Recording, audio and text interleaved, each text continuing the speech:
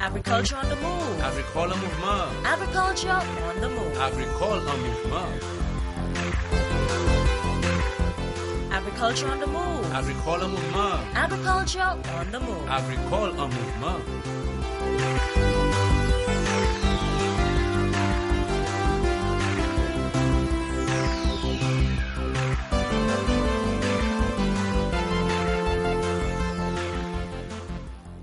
Hello again, viewers, and welcome to the program, Agriculture on the Move. I am Phillip Sydney, your host. Today, we are discussing the Belle Vue Farmers Cooperative Society. For the past 25 years, they have been in existence, assisting the farmers in the Fontaine-Jacques, Soufrière, Choiseul area with a number of services. With me is Mr. Anthony Herman, who is the project coordinator at that organization. Welcome to the program, sir. Thank you, Mr. Sydney, for having us. Mr. Herman, give us a little history of Belle Vue Farmers Co-op. 25 years in existence. What say you? Yes, Belle Vue Farmers Cooperative had its humble beginnings when 10 farmers in the community of Belle Vue saw the need to come together to address similar problems that they had within the agricultural sector. At that time, there were issues of marketing, transportation, moving goods, other services, inputs, and so on. So these people came together, assisted by the Ministry of Agriculture, along with the cooperative department, and registered Belle Vue Farmers Cooperative at that time. Okay. And we are here to this day. Okay. So what services are being provided to those farmers? Yeah, we provide a range of services. First and foremost, marketing. We provide marketing services not just to members of the Belle Vue Farmers Cooperative, but to the wider community. I mean, we market for persons as far wide as Babuno. We have some persons there, Monrepo. We market for persons island-wide as a marketing agency.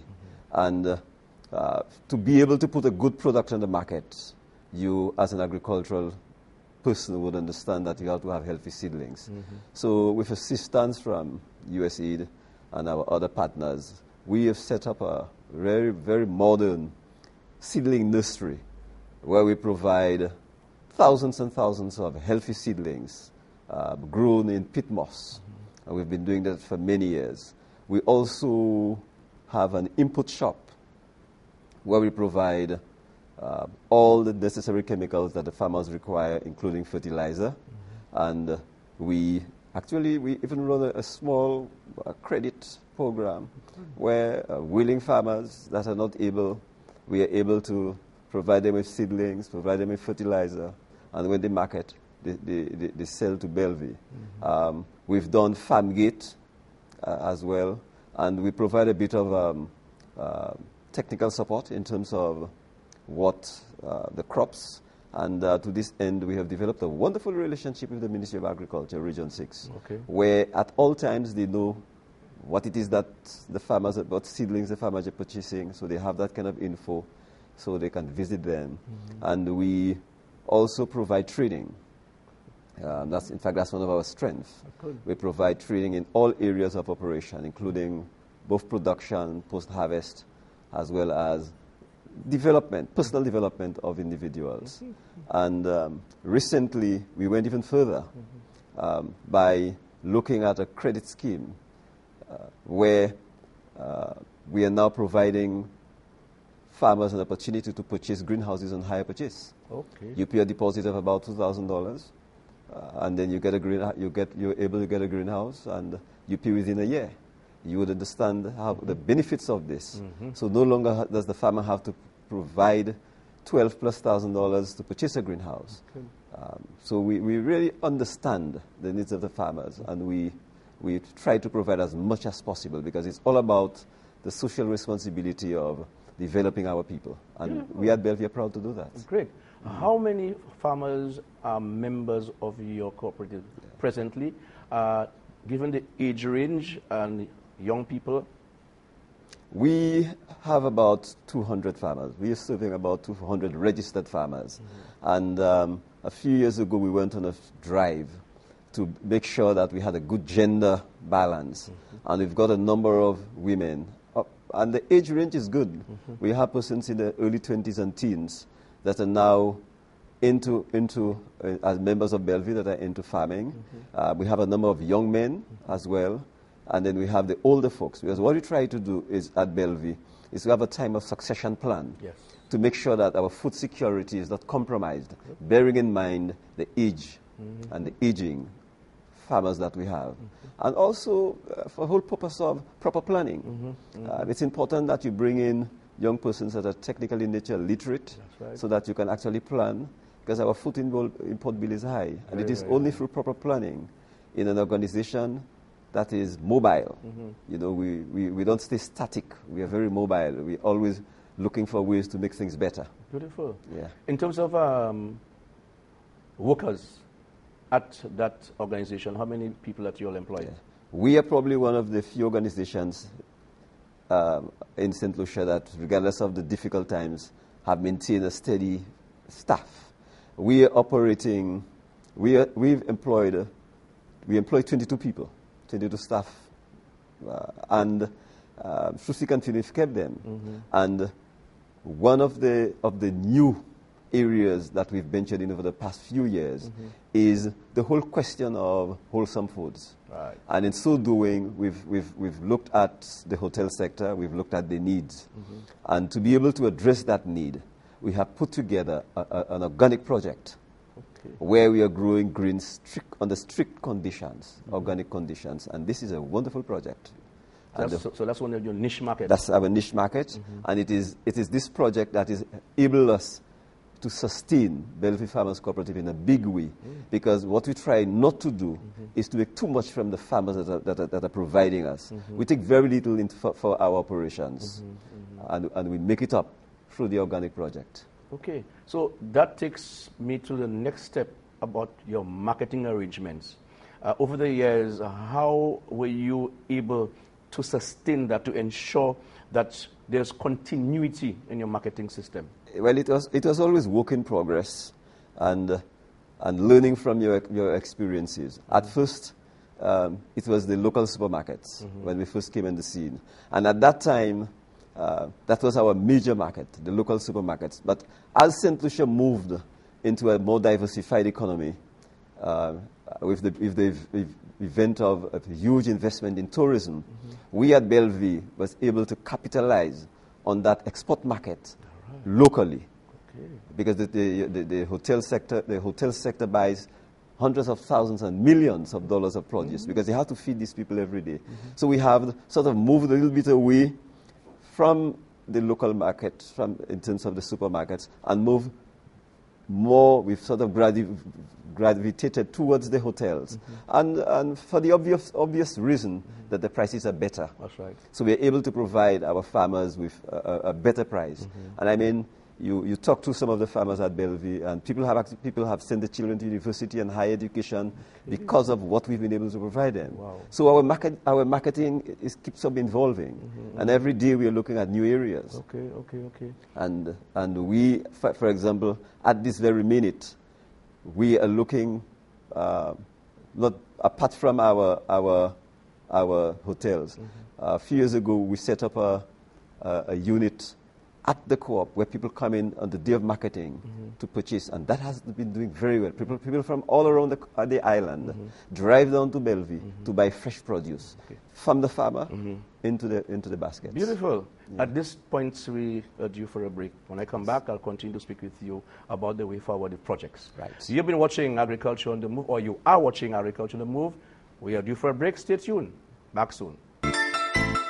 There are many opportunities in agriculture, and broiler production is one such enterprise. For further information, contact the Veterinary and Livestock Division at 468-5621. Welcome back to the program, Agriculture on the Move. And I'm speaking with Mr. Anthony Herman, who is the project coordinator at the Belle Vue Farmers Cooperatives down in southwestern of the island. Mr. Herman, there are a number of projects. I realize now you all are so, dynamic and diverse now. You have gotten full grip as far as the production in agriculture is concerned. So you have moved on to other projects, other new ventures. Tell me some more of those new ventures that you have diverted into. Yeah. At Belle Vue, the board recognizes that what we are doing will not always be able to sustain Belle Vue and its membership for forever. Mm-hmm. So we made the decision to put in a projects department. Mm-hmm. At the minute, it is still on voluntary basis.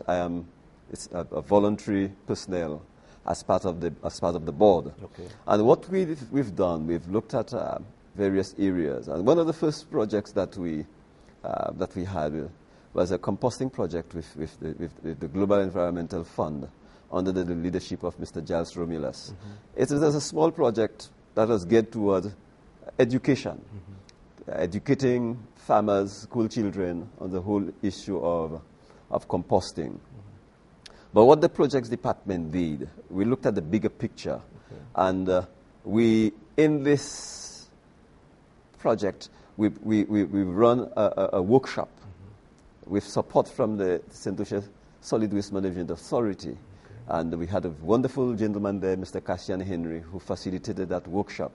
And surprisingly, Mr. Sydney, at that workshop, we realized that almost 90% of the material going to the landfill is biodegradable. Yes. And we sat down into our think tank, decided to sit down, and we came up with something. And we came up with what we call St. Lucia Compost. Mm-hmm. St. Lucia Compost is a non-profit group of Belle Vue, and we've developed a relationship through an MOU with the St. Lucia Social Development Fund, SSDF, and we've said to them, such great amount of biomass is going to the landfill. We have small acreage of land, small space. A landfill is expensive. Can we find common ways by which we can stop this material from going to the landfill? And they said, well, we would welcome if you can come up with something. So we developed a proposal and we gave to them. They are already paying the trucks to take the material to the landfill. That's right. So what we designed was a project geared towards stopping or creating the intervention where the project, this biodegradable material will not reach the landfill. We've started with a compost site in the Balambush area. All the trucks from Soufre into Choiseul, the biodegradable material there goes to Balambush, and there it's being composted. Great. Then we are at an advanced stage of talking with Invest St. Lucia for another site in Vieux-Fort, where all the material from the Micoud North, Micoud South, Vieux-Fort North, Vieux-Fort South, will be taken to Vieux-Fort, and we're looking at a place adjacent to the landfill. Great. And then the next move is to head north, to take material coming from ancillary canneries and the north of the island. We'll be discussing with the government, Crown Lands Department, where there's land available to do it. And we started this project, and we've actually harvested some of that compost material, and we've experimented with using it to create seedlings. And you have seen results? We've seen results. Great. Yeah. Okay. The other one is the question of your rainwater harvesting for irrigation. Can you give us a little insight into this program? One of the things that we try to do is to create awareness. And under the Jeff project, all we did was to try to create a huge awareness. And St. Lucia Compost is aimed at doing a whole range of things. For example, the compost is going to be used. Eventually, that product will be on the supermarket shelves for housewives to buy for the flowers. Farmers can come to the sites and buy 100 bags of compost for the farms. Cool. And we are also hoping at Belle Vue, we are going to be able to produce fruits and vegetables cheaper, especially the cucurbits. And then we can go to the schools, work with the schools, where the schools can purchase those items a lot cheaper and provide school children, because it's all about a healthy lifestyle, and Belle Vue wants to make its contribution in that area. Beautiful. And because of the awareness and the education we had created, recently we had an intervention from the office of the GIZ, that's a German organization under the CATS program, Caribbean Aqua Terrestrial, and under the leadership of Dr. Vogel, as a matter of fact, and Dr. Cox of CAFR. This morning I want to make an apology for them because both would have liked to be here, but through work-related, they couldn't. Okay. And we had a meeting with one of the officers, Miss Eva, and she sat with us and says, look, I noticed that you've been doing certain things. Can you give us a rundown? And we explained to them what it is that we're doing. About 6 weeks later, they invited us to another meeting where we sat down and we discussed the way forward as far as Belle Vue. Then we went into a workshop with a number of other stakeholders in the Soufrière region, and we came up with a number of projects which Belle Vue had designed. Okay. For example, there are 5 main components of that project, of the proposal. One is the expansion and continuing of the composting project. The other one is combating hydroclimatic conditions through smart agriculture. And that's the meat of why I'm here this morning. Coming up tomorrow, we have put together, along with Region 6, a wonderful package workshop entitled Combating Hydroclimatic Conditions Through Smart Agriculture. And this workshop is about 4 components. In one component, we are doing smart agriculture. And there, the facilitator will be taking the participants through how you can combat the severe drought or flood by being smart. That's right. Same way we're talking about smartphones. But now we're talking smart agriculture. Yes. And we are doing this by 2 ways. One, it's never a question of enough water in St. Lucia. It's a question of not enough storage. That's right. So we've created what we call a mobile water harvester. And it has roofing with galvanized, and you can move it. You shift it on the farm as you require, and into every area you shift it, you have a water storage tank. So if you, for example, you can run 3 beds here, you have a storage tank, and you can move this thing. We also have what we call a row cover. What that row cover does, it's collapsible. And you can move it. For example, take zucchini, for example. Zucchini does not like water, but you can now grow zucchini in the peak of the water. Every time you see you put your row cover over your zucchini plot. Okay. When the rain stops, you can shift it again. Okay.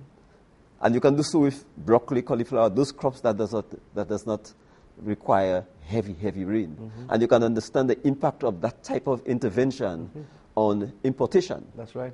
And that is smart agriculture. Yes. then we have another session with water management. Right now, you'd ask a farmer, how much water do you require to grow, say, 500 plants of tomatoes? He probably doesn't know. Now we are teaching him, and we're doing it through demonstration days, so the farmers can actually see how many gallons of water. So when he collects his water on the farm, it's all about zero tolerance to water wastage. That's where we are moving. And then we are topping that up with what organically we can do to help us with plant protection. And we have a wonderful young man, Mr. Constantine. Yes. We have Mr. Quint Odlam, we have Mr. Eloy, and we are not forgetting the private sector. We've had a relationship with Renwick for many years, and someone from Renwick will be coming in to do a session on commercial organic material available on the market. Hold that spot. Yeah. We'll continue. You're watching Agriculture on the Move. We'll be right back. Stay tuned. Did you know that government provides duty-free incentives on farm machinery, inputs, irrigation systems, boat engines, boats, and many more? Investing in agriculture, a wise choice. Welcome back to the program, Agriculture on the Move. Mr. Anthony, that is being very smart coming from Belle Vue to go into smart agriculture, because we need to create new ways to combat climate change, okay? But we need to have constant production, which is main. We need to feed our people. Our food security has to be safe. Right. And I want to add again, food security, food and nutrition security. That is key. So I'm very happy that you all are well ahead of what's happening. So give us a little more insight into your program as far as your smart agriculture is concerned. Yes. And the training is well organized. We are training about 12 plus persons. That's practicing farmers. And we have a good gender balance of the older farmers, young male and female, and the older male farmers. So we have a good gender balance. And we've thought that something like this should not just stay with Belle Vue. And we've invited the Ministry of Agriculture. The whole Region 6 extension staff will be part of the training, as well as one extension officer from Region 5. Okay. So it's all encompassing. Now, having done this, one of our main focus is to be able to use the composting project, because under the GIZ project, I mean, this has done wonderful for us. They've been able to help us secure a water storage tank, capacity 20,000 gallons, and that will be at Belle Vue, and it's going to be the water from this is going to be pumped through a solar. So we're also going green. Okay. Yeah, because what we're trying to create in agriculture is a green zone within the wider community using smart agriculture. And this will supply our nursery and our greenhouses with water from our roof. And the pump will be working by solar. So it will also provide some of our current to run lights and so on. But the huge part of this is that we are getting from GIZ a heavy duty shredder, costing in the region of $30,000 US. And this can shred stumps up to about over a foot. And you recognize, Mr. Sydney, that the broiler and chicken industry uses almost 1,000 or more bags of shavings That's right. on a weekly basis. So now it's all about cooperation within cooperatives. Now we'll be working with these cooperatives and say, look, we're creating wood shavings for you. And we are still balancing how we're going to use it. But the whole purpose of that project is to cut down on the amount of fertilizer that we are using. Yeah. What we want to do, what it aims at doing is that we want to produce more. Because you spoke about food security and food nutrition. We want to produce more from the same space with less resources. That's correct. And the way we can do that is by building the strength of our soil through compost. And this is what this project is all about. The shredder will be able to be, it's one that's mobile. We will move it from the 2 points, Vieux-Fort, Choiseul, and eventually Castries. And one plot, we have 2 demonstration plots, and one of those plots will be the use of the compost to show growth, how much more growth you can get. And there's also a movement, a worldwide movement about going green, planting green. And it's all about the protection of the environment. And I don't have anything against fertilizer. That's right, yes. And we actually run an experiment on the amount of biomass for one step cycle. One step cycle can create value of 120 bags of fertilizer. Wow. That's just one cycle, a 3-day cycle. Okay. So you can imagine how much we can put this into use. And it's good for the government. Definitely. It's good for the country. And, because we will be able to cut down on the amount of fertilizer, as I was saying. We also have, and we are moving smartly into what we refer to as riverbank stabilization. We are now saying, if we protect the environment, we protect the river, we can cause people to use the river as a huge resource. For example, the plan is that the crayfish, the fish life, the fish stock in the river will be, because the water in the river is healthier, the fish stock will grow. And we will teach our people how to harvest it, how to manage it as a resource. And we will keep them away from damaging it. And it means that in some areas, especially the Forsythia area, that's where that project will be implemented. Okay.